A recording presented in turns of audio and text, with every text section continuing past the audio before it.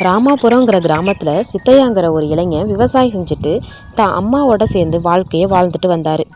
அந்த மாதம் மழை புயல்னால விவசாய நிலத்தில் போட்ட மொத்த பணத்தையும் இழந்துட்டார் சித்தையா.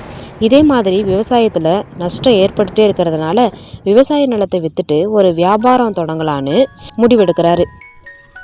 சித்தையா குறைஞ்ச லாபத்தில் நல்ல தரமான சரக்கு கொடுக்கறதால அவரோட வியாபாரம் நல்லபடியாக சீக்கிரமாக பெருகி நிறைய பணம் சம்பாதிக்கிறாரு. அவரோட வளர்ச்சியை மற்ற வியாபாரிலாம் பார்த்து பொறாமப்படுறாங்க. சித்தையாவோட வளர்ச்சியை பார்த்து அங்கே உள்ள திருடர்கள் கடையிலையும் வீட்லையும் ஒரே நாளில் திருடிட்டு போயிடுறாங்க. சித்தையா தான் சம்பாதிச்ச மொத்தத்தையும் இழந்துடுறாரு.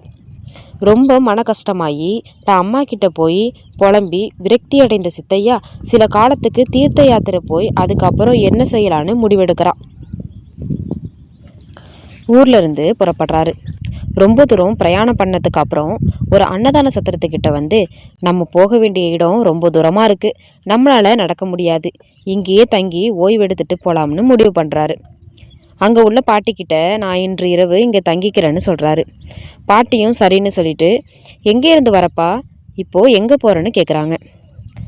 சித்தையா, எனக்கு தொழிலில் நஷ்டமாயிடுச்சு, விரக்தி ஏற்பட்டதால் தீர்த்த யாத்திரை போகலான்னு முடிவு பண்ணி வந்துட்டேன்.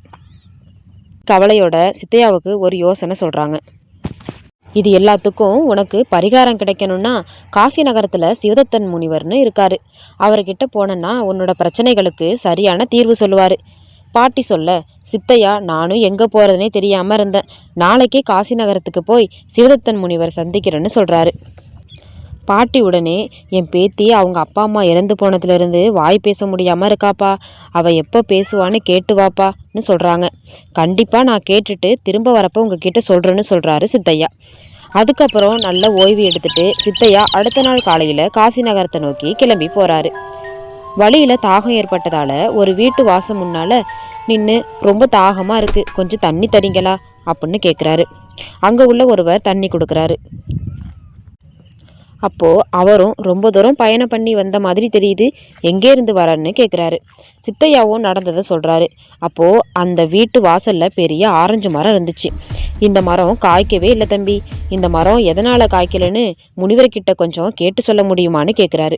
சித்தையா உடனே, இதனால் என்னங்கய்யா, நான் கேட்டுட்டு திரும்பி வரப்போ சொல்கிறேன்னு சொல்லிட்டு சித்தையா அங்கேருந்து கிளம்புறாரு. ரொம்ப தூரம் பிரயாணம் பண்ணதுக்கு அப்புறம் ஒரு அடர்ந்த காட்டுக்குள்ளே போயிட்டுருக்காரு. அந்த காடை கடக்க ரொம்ப நேரம் ஆனதால் சித்தையாவுக்கு பசி வந்து பழம் ஏதாவது கிடைக்குமான்னு பார்த்துக்கிட்டே போகிறாரு. போகிற வழியில் கடுந்தவம் செய்யும் ஒரு முனிவரை பார்க்குறாரு. சரி, அவர்கிட்ட ஏதாவது சாப்பிட கிடைக்குமான்னு கேட்போம் பக்கத்தில் போகிறாரு. கொஞ்ச நேரம் ஆனதுக்கு அப்புறம் கண்ணை திறந்த முனிவர் சித்தையாவை பார்த்து, யாரப்பா நீ எதுக்கு இங்கே வந்திருக்க அப்படின்னு கேட்குறாரு. முனிவர்கிட்ட நடந்ததை சொல்கிறாரு சித்தையா. இப்படி எல்லா விதத்துலேயும் நஷ்டம் அடைஞ்சிட்டேன், எனக்கு ஏன் இப்படி நடக்குதுன்னு தெரிஞ்சுக்க காசி நகரத்தில் இருக்கிற சிவதத்தன் முனிவரை பார்க்க போகிறேன்னு சித்தையா சொல்கிறாரு. அப்போது தவத்தில் இருந்த முனிவர், எனக்கு அவர்கிட்ட ஒரு சந்தேகத்தை கேட்கணும், நான் எத்தனையோ வருஷங்களாக தவம் செஞ்சுட்டு இருக்கேன், ஆனால் இதுவரைக்கும் எந்த பலனும் கிடைக்கவே இல்லை, என் தவத்துக்கான பலனை ஏதோ ஒரு சக்தி தடுத்துட்ருக்கு, அது எதுன்னே எனக்கு புரியவே இல்லை, இதை அவர்கிட்ட கேட்டு சொல்கிறியான்னு சித்தையா கிட்ட கேட்குறாரு. கண்டிப்பாக சொல்கிறாங்க ஐயா, இப்போது எனக்கு ரொம்ப பசிக்குது, பசியை போக்க ஏதாவது வழி சொல்லுங்க ஐயான்னு கேட்க முனிவர்கிட்ட இருந்த பழத்தை கொடுத்து பசியை போக்குறாரு. இப்படி சித்தையா முனிவர் கொடுத்த பழத்தை சாப்பிட்டுட்டு தான் பயணத்தை தொடங்குறாரு. ரொம்ப தூரம் பயணத்துக்கு அப்புறம் காசி நகரத்துக்கு வராரு. அங்கே போய் சிவன் சுவாமியை தரிசனம் பண்ணதுக்கு அப்புறம் சிவதத்தன் முனிவரோட ஆசிரமத்துக்கு வந்து சேர்றாரு. முனிவரையா, உங்களை தரிசனம் பண்ணுறதுக்காக ராமாபுரங்கிற கிராமத்திலேருந்து வந்திருக்கேன். எனக்கு 4 சந்தேகங்கள் இருக்குது, அதுக்கு பதில் தெரிஞ்சுட்டு போகலான்னு வந்திருக்கேன் ஐயா.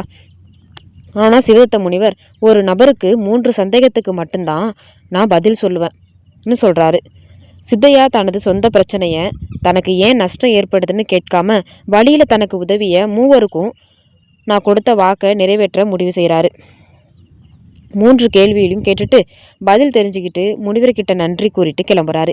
சிவதத்தன் முனிவர், வெற்றி உண்டாகட்டும், உன் நல்ல குணமே உனக்கு நல்லது செய்யும், போயிட்டு வா மகனேன்னு சொல்கிறாரு. அங்கேருந்து கிளம்பி திரும்பி போயிட்டுருக்கிற சித்தையா முதல்ல தவம் செஞ்சுக்கிட்டு இருக்கிற முனிவர்கிட்ட வராரு. உங்கள் தலையில் ஒரு மாணிக்க கல் இருக்குது, அதுதான் உங்களை தவசக்தி முழுவதையும் உறிஞ்சிக்குது, அந்த மாணிக்க கல்லை எடுத்துட்டா உங்கள் பிரச்சனை தீர்ந்துடும் சித்தையா சொல்கிறாரு. அப்போது அந்த முனிவர் தனக்கு உதவி செஞ்சதால் பரிசாக சக்தி வாய்ந்த மாணிக்கக்கல்லை சித்தையாவுக்கு தராரு. இவ்வளோ மதிப்புமிக்க பொருளை எனக்கு பரிசாக தரீங்க, ரொம்ப நன்றிங்க ஐயா அப்படின்னு சொல்லி அந்த இடத்துல இருந்து கிளம்பி தனக்கு குடிக்க தண்ணி கொடுத்து தாகம் தீர்த்த அந்த ஆளோட வீட்டுக்கு வந்து சேர்றாரு. ஐயா, உங்கள் ஆரஞ்சு மரத்தில் ஏன் காய் காய்க்கலைன்னா இந்த மரத்து வேர்க்கிடையில் 10 புதையல் பானைகள் இருக்கா, அதனால தான் இந்த மரத்தில் காயே காய்க்கலையா. அந்த 10 பானைகளையும் வெளியில் எடுத்தீங்கன்னா காய்கள் நிறைய காய்க்குமா அப்படின்னு சொல்ல புதையல் பானைகளை வெளியே எடுக்கிறாங்க. மகிழ்ச்சி அடைந்த அந்த ஐயா அதில் 5 பானையை சித்தையாவுக்கு பரிசாக கொடுக்குறாரு. இப்படி சித்தையா அந்த ஆளு கொடுத்த புதையல் பானைகளை வண்டியில் வச்சுக்கிட்டு தனக்கு தங்க இடம் கொடுத்த அந்த அம்மா வீட்டுக்கு போகிறாரு. அந்த அம்மா கிட்ட உங்கள் பேத்தி வருங்கால கணவரை பார்த்த உடனே அவங்களுக்கு தானாகவே பேச்சு வந்துடும்னு சித்தையா சொல்லிட்டு இருக்கும்போதே அவங்க பேத்தி பேச ஆரம்பிக்கிறா. முனிவரின் வாக்குப்படி சித்தையா தான் பேத்தியின் வருங்கால கணவன் பாட்டி உணர்ந்து சித்தையாவுக்கு தன் பேத்தியை திருமணம் செஞ்சு வைக்கிறாங்க.